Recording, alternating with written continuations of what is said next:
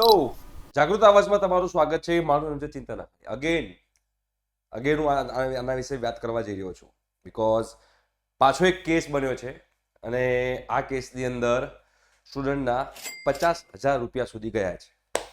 તો મને ઈચ્છા થઈ કે આ વસ્તુ આપણા વિદ્યાર્થીઓને ખબર હોવી જોઈએ અને જાગૃત આવાજ આના વિશે સતત તમને લોકોને જાગૃત કરતું રહેશે. બીકોઝ આ 18 વર્ષથી 22 વર્ષની એજ એવી છે ને કે જેમાં સેક્સ વર્ડ આવે ને એટલે સ્ટુડન્ટ એકદમ એક્સાઇટ થઈ જાય અને આમ કહેવાય ને કે અંદરની જે બધી જ્વાલાઓ હોય એ બહાર નીકળવાની સ્ટાર્ટ થઈ જાય. અને આ સ્વાભાવિક છે, તમે એકલા નહીં. હું તમારી જગ્યાએ હતો ને બેટા ત્યારે મને પણ, હું આ એજમાં હતો ત્યારે મને પણ આ બધી વસ્તુઓ બધાને સ્વાભાવિક છે, આ નેચરલ છે. આ જે ના થાય એને પ્રોબ્લેમ કહેવાય, એટલે આ નેચરલ છે. બટ અમારી વખતે શું હતું કે આટલી બધી ટેકનોલોજી ન હતી એટલે એના કારણે કોઈ ફ્રોડ થવાના ચાન્સીસ ન હતા. પણ હવે ટેકનોલોજી બહુ વધી ગઈ છે. તમે ઇન્સ્ટાગ્રામ પર શું જોવો છો, કોના ફોટા જોવો છો, કોને ફોલો કરો છો, તમે ફેસબુક પર શું જોવો છો, કોના ફોટો જોવો છો, બધાને બધી માહિતીને ડેટા લીક થતા રહેતા હોય છે કન્ટિન્યુઅસ. અને આ જે 18 થી 22 વર્ષની એજ છે એમાં આપણને હિરોઈનના ફોટોઝ જોવા ગમતા હોય કાં તો કોઈ છોકરીઓના ફોટોઝ જોવા ગમતા હોય. ઓબ્વિયસ વસ્તુ છે, એમાં કોઈ બહુ ખરાબ આમાં કઈ વસ્તુ છે નહીં, કેમ કે એ આપણી એજ એવી છે, આપણે કહેવાય ને કે જીનેટિક્સ એવા છે કે જેના કારણે આપણને બધી ઈચ્છાઓ થતી હોય છે. પણ આનો મિસયુઝ થતો હોય છે બેટા. આપણે આ ઈચ્છાઓને કંટ્રોલ કરવાની છે. ઘણા લોકોને મારા વાતથી હશે કંઈક કે સાહેબ તો ખોટું બોલી રહ્યા છે, કે સાહેબ આવું બધું ના હોય, અમે તો કરશું જ ને. અને ઘણા બધા લોકો કહેશે બટ તમારા સારા માટે કહી રહ્યો છું. કેમ સારા માટે કહી રહ્યો છું? બીકોઝ આમાં ઘણા બધા લોકો ડિપ્રેશનમાં પણ જાય છે, ઘણા લોકો તો સુસાઇડ પણ કરે છે અને ઘણા લોકો ફાઇનાન્શિયલી લોસ ભોગવે છે. એટલે જે લોકોએ આમાં ફસાયા છે એ લોકોએ શું કરવું અને જે લોકો નથી ફસાયા એ ના ફસાય એના માટેનું ધ્યાન રાખવું. આના માટે થઈને આપણે લોકોએ આજનો વિડીયો બનાવી રહ્યા છે. તમારા વોટ્સએપ પર તમને એક વિડીયો કોલ આવશે, દર વખતે આવે જ. લગભગ 80% 85% મેલ જે છે એ લોકોને આવા વિડીયો કોલ્સ આવતા જ હોય છે અને આવે છે. અને એની અંદર કોઈ છોકરી હોય છે કે એ છોકરી વિડીયો કોલ કરે છે અને એની અંદર એ પોતે ન્યૂડ હોય છે, એને કપડાં નથી પહેરેલા હોતા. અને સામેવાળા જે કોઈ પણ આપણો કોઈ સ્ટુડન્ટ હોય, કોઈ પણ ઇવન સ્ટુડન્ટ સિવાયના લોકોને આ લોકો ફસાવતા હોય છે.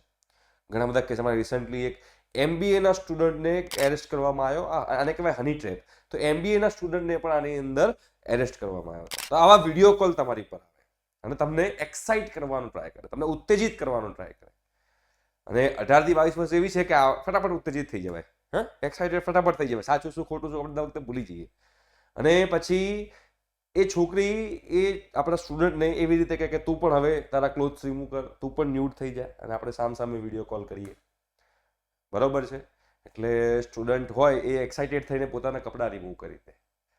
અને આ ટાઈમ પર જે વિડીયો કોલ ચાલતો હોય એનું રેકોર્ડિંગ થતું હોય છે. અને રેકોર્ડિંગ થતું હોય છે. જેવા કપડાં રિમૂવ કરે, 2-3 મિનિટ 4 મિનિટ વાત થાય પછી ડાયરેક્ટ જ એ સીધું એવું એને ઇન્ફોર્મ કરે કે ભાઈ તારો આ વિડીયો રેકોર્ડ થઈ ગયો છે, હવે તું મને આટલા રૂપિયા આપ, બાકી તારો વિડીયો વાયરલ કરી દે. અને ત્યાં આગળ પછી સ્ટુડન્ટ ફસાઈ જાય છે. યાદ રાખજો દીકરાઓ, આપણે કહેવાય ને કે 5 મિનિટની મજા, પણ એ 5 મિનિટની મજા કે 10 મિનિટની મજામાં આપણને એટલી બધી સજા ભોગવવી પડતી હોય છે કે જેનો કોઈ માપદંડ નથી હોતો. તો એ રેકોર્ડ થઈ જાય છે. અને હમણાં જ એક સ્ટુડન્ટનું પાછો એવો કેસ થયો અને એણે પહેલાં છોકરીએ માગ્યા કે પહેલાં તો મને 15,000 રૂપીઝ આપ એટલે હું એ વિડીયો ડિલીટ કરી દઈશ. એટલે એણે પહેલાં 15,000 રૂપીઝ આપ્યા, પછી કે હવે બીજા 15,000 રૂપીઝ આપ, બીજા 15 આપ્યા, પછી 20 માગ્યા, એમ કરીને 50,000 રૂપિયા એણે એ છોકરીને આપી દીધા. છોકરી કે જે બી નંબર હોય એની પર એણે પૈસા ટ્રાન્સફર કરી દીધા. અને પછી એણે મને કોલ કર્યો કે સર મારાથી બહુ મોટી ભૂલ થઈ ગઈ છે અને આવું મારી જોડે થયું છે. મેં કીધું પહેલી જ વાત, તારો મોબાઈલ નંબર તો સ્વિચ ઓફ કરી દે, સિમ કાર્ડ કાઢીને ફેંકી દે, નવું સિમ કાર્ડ લઈ લે, નવી લાઈફ ચાલુ કરી દે. કોઈ દિવસ આવા ધમકી ભર્યા કોલથી ડરવાનું નહીં. આપણાથી ભૂલ થઈ છે, કશો વાંધો નહીં, ભૂલ થાય, દરેક માણસથી ભૂલ થાય. તમારી જગ્યાએ હું હોઉં આ એજમાં અને આ એરામાં તો ચાન્સીસ છે કે મારાથી પણ ભૂલ થઈ શકે છે. બરાબર? એજ એવી છે એટલે.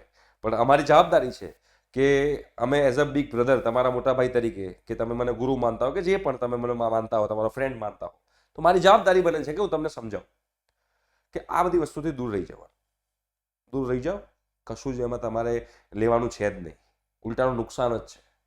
અને હવે કોઈ આવો વિડીયો કોલ આવે ને, અનનોન નંબરથી વિડીયો કોલ હોય ને, કોઈ દિવસ ઉપાડવાનો જ નહીં, કોઈ દિવસ ના ઉપાડે, સીધો કટ જ કરી દેવાનો. અને જે લોકો ફસાઈ ગયા છે એ લોકોને કહું છું કે એક પણ રૂપિયો આપતા નહીં, સીધું તમારા કાં તો પોલીસ કેસ કરી દો, એને જે નંબરથી વિડીયો કોલ આવતો એ નંબર પર પોલીસ કેસ કરી દો, રાઈટ. અને પોલીસ કેસ પર ના જવું હોય, મમ્મી પપ્પા કહેતા ગભરાતા હોવ, તો મોબાઈલ નંબર સ્વિચ ઓફ કરી દો, અને સ્વિચ ઓફ કરીને બાજુમાં મૂકી દો, અને એ સિમ કાર્ડ કાઢીને જ ફેંકી દો, નવું સિમ કાર્ડ લઈ લો, નવી લાઈફ સ્ટાર્ટ કરી દો.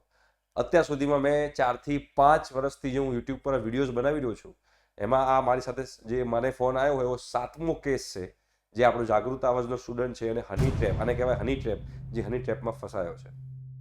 તો જેટલા પણ સ્ટુડન્ટ અત્યારે કોલેજ લાઈફમાં જવાના છે, કે અત્યારે કોલેજ લાઈફમાં છે, તો આ એક સૌથી મોટો પ્રોબ્લેમ છે આપણા સ્ટુડન્ટ્સને ફસાવવા માટેનો. તો તમે લોકો આનાથી બચીને રહેજો, અને આનાથી બચીને રહેવા માટે શું કરવાનું છે, વિડીયો કોલ આવે તો રિસીવ જ નહીં કરવાનો. Okay, thank you so much, by.